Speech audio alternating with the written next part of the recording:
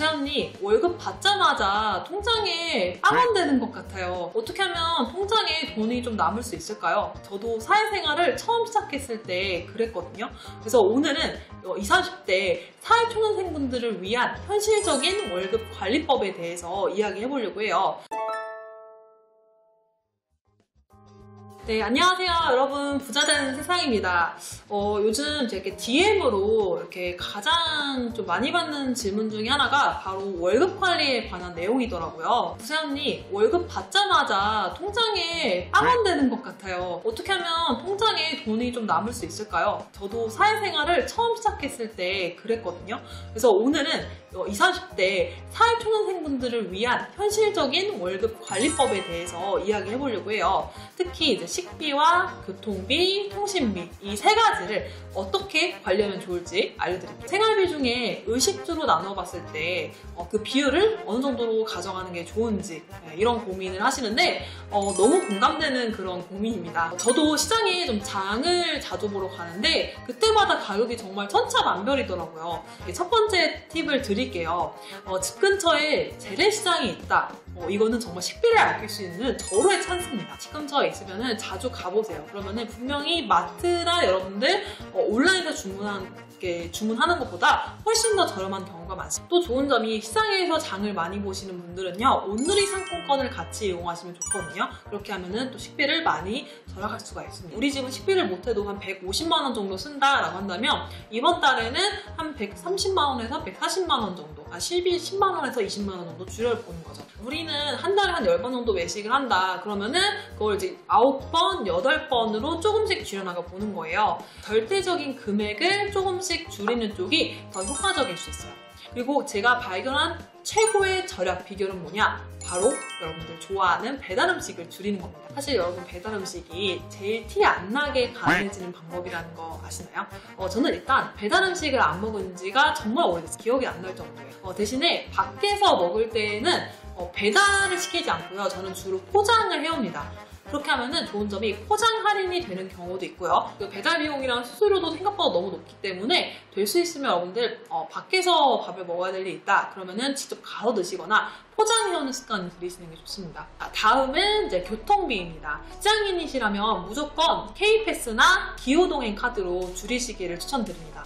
일단 그러면은 K패스가 뭔지, 기후동행 카드가 뭔지를 알아야 되겠죠?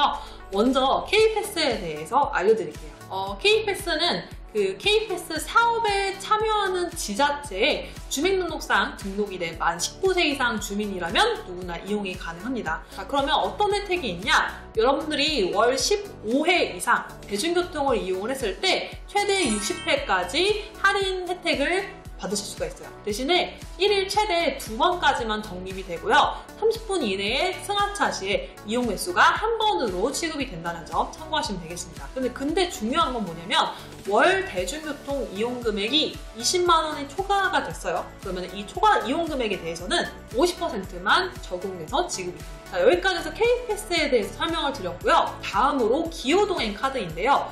이거는 1회 요금 충전으로 여러분들이 선택한 사용 기간 동안 대중교통, 지하철, 버스 포함이 되고요. 또 특히 이제 서울시민 같은 경우엔 따릉이, 자전거 따릉이 이용할 수 있잖아요. 이런 것들을 무제한 이용할 수 있는 대중교통 통합 정기권을 말합니다.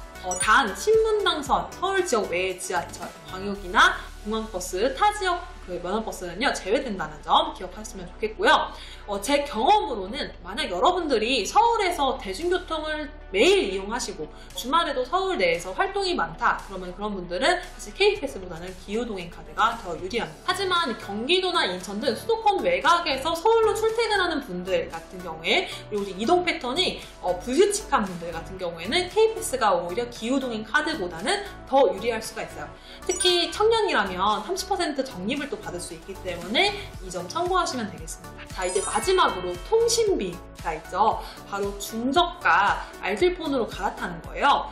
특히 헬로 모바일이나 U 플러스 알뜰폰 계열의 5G 무제한 요금제는 월 5, 6만 원대 기존 통신사 대비해서도 40% 이상 절약이 가능합니다. 그래서 특히 데이터 소비를 많이 하시는 분들한테 그런 강추드리는 요금제고요. 그리고 가성비 인터넷 무제한 알뜰폰 요금제는 SK7 모바일 그리고 KTM 모바일 계열의 LTE 30GB 요금제가 가장 좋습니다. 여러분들 중에 요금제 사용하면서 가족 결합하신 분들 많으시죠? 저도 현재 가족 결합을 이용하고 있는데 이런 분들 같은 경우에는 프리티의 알뜰폰에 가족 결합 요금제가 가장 좋습니다. 여러분들도 그런 이제 과거 데이터 사용 내역을 한번 참고하셔가지고 요금제 좀 더 저렴하게 바꾸시면 좋을 것 같습니다. 자, 오늘은 그래서 사회초년생분들을 위한 월급 관리법 중에 식비, 교통비, 통신비 관리법에 대해서 알아봤어요. 이 세 가지만 잘 관리하셔도 월 10만 원 이상은 충분히 아끼실 수 있습니다.